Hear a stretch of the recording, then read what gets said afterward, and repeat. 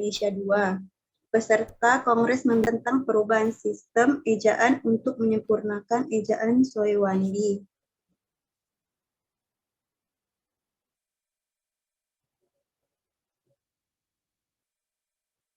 4. Ejaan Melindo. Ejaan ini dikenal pada akhir 1959 dalam Perjanjian Persahabatan Indonesia dan Malaysia. Pembaharuan ini dilakukan karena adanya beberapa kosakata yang menyulitkan penulisnya. Akan tetapi, rencana peresmian ejaan bersama tersebut gagal karena adanya kontroversi di Indonesia dengan Malaysia pada tahun 1962. 5. Ejaan baru atau lembaga bahasa dan kesusastraan pada tahun 1967, bahasa dan kesusastraan yang sekarang bernama Badan Pengembang dan Pembina Bahasa mengeluarkan ejaan baru. Pembaharuan ejaan ini merupakan kelanjutan dari ejaan Melindo yang gagal diresmikan pada saat itu. 6. Bahasa Indonesia yang disempurnakan. Ejaan bahasa Indonesia yang disempurnakan berlaku sejak 23 Mei 1972 hingga 2015.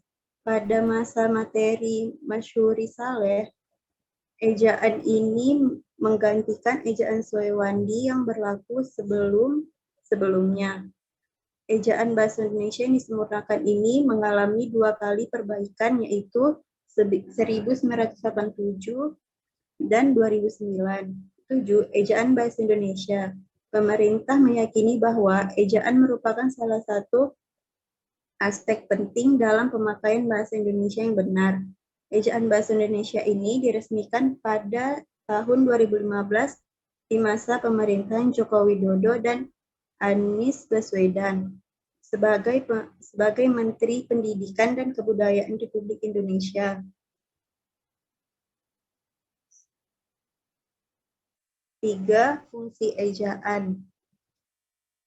Fungsi ejaan sebagai pembakuan dalam membuat tata bahasa agar semakin baku, membuat pemilihan kosakata dan istilah menjadi baku, sebagai penyaring unsur bahasa asing ke bahasa Indonesia sehingga dalam penulisannya tidak menghilangkan makna asli. Baru, penggunaan ejaan dapat membantu mencerna informasi dengan lebih cepat dan mudah karena penulisan bahasa yang teratur. 4. Ejaan berlaku saat ini. Setelah mengalami berbagai macam pergantian ejaan, akhirnya ditetapkanlah ejaan yang baru berdiri pada tanggal 16 Agustus 1972. Pergantian Presiden Republik Indonesia meresmikan pemberlakuan ejaan bahasa Indonesia yang disempurnakan atau Kepres nomor 57 tahun 1972. Kemudian pada tanggal 31/1972, Menteri Pendidikan dan Kebudayaan menetapkan berlakunya Pedoman Umum Ejaan Bahasa Indonesia yang disempurnakan oleh Pedoman Umum Pembentukan Istilah. Ejaan ini sudah direncanakan dan diusahakan perwujudan bekerja sama dengan Malaysia sejak tahun 1956, akan tetapi karena bangsa Indonesia konfrontasi dengan Malaysia pada tahun 1963, rencana itu ditunda. Akhirnya pada tahun 1966, kerjasama dilanjutkan kembali dan terwujudlah ejaan yang berlaku sekarang. Itu ejaan bahasa Indonesia yang disempurnakan. Sudah, Bu?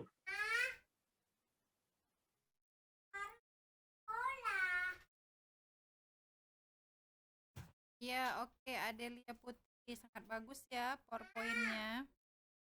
Tetap ditampilkan aja bagi teman-teman. Silakan tanyakan teman-temannya mau bertanya pada slide berapa, pada bagian yang mana.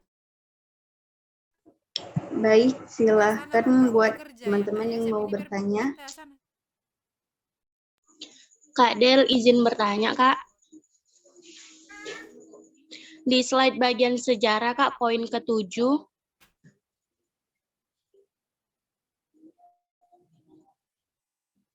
Kan di situ ditulis ya, Kak. Ejaan Bahasa Indonesia 2015. Pemerintah meyakini bahwa ejaan merupakan salah satu aspek penting dalam pemakaian bahasa Indonesia yang benar. Itu kira-kira mengapa ya, Kak? Ada alasannya atau gimana ya, Kak?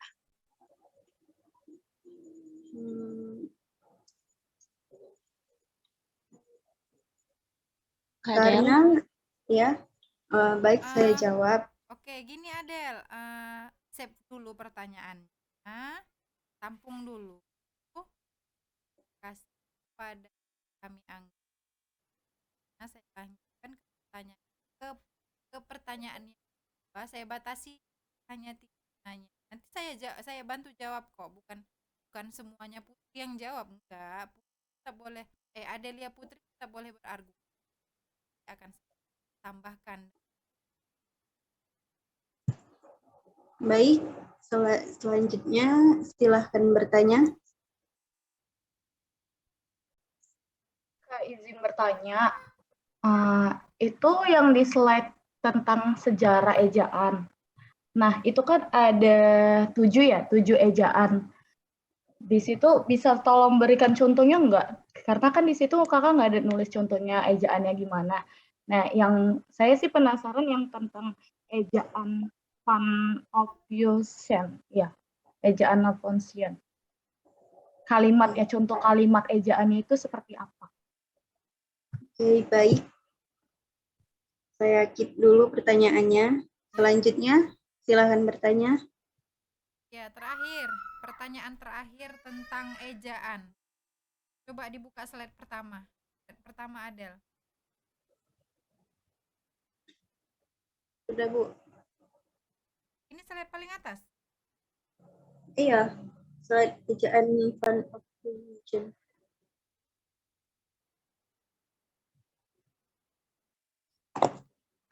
Konsep ejaannya mana? Pengertian ejaan mana?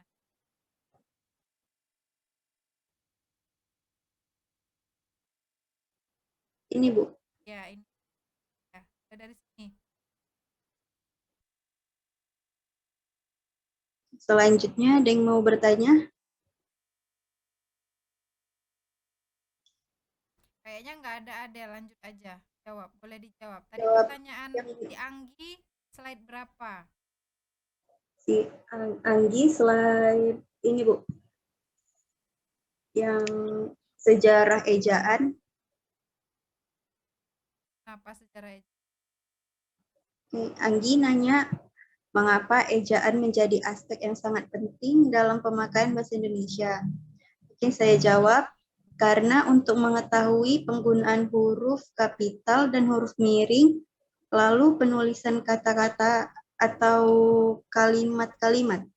Ya, benar. Jadi kenapa ejaan itu sangat penting dalam bahasa Indonesia, bahasa kita ya, bahasa negara kita. Jadi gini, nah kan ini sih ejaan yang baik dan benar itu biasanya digunakan penulisan karya ilmiah atau skripsi atau laporan akhir atau laporan atau produk-produk atau jurnal atau intinya tulisan lah. Tulisan yang akan dijadikan sebagai pedoman atau panduan atau undang-undang atau buku. Itulah si ejaan itu digunakan untuk situ. Kenapa harus ejaan itu harus penting, harus benar, sesuai dengan kaidah-kaidah dan hakikatnya ya, karena kalau nggak bagus orang nggak akan bisa memaknai artinya. Contohnya apotek itu zaman dulu tulisannya kayak mana coba? Ada ada O-nya kan? Kalau zaman dulu contohnya dulu tulisan Indonesia itu Indonesia. Jadi ejaannya itu berubah dari zaman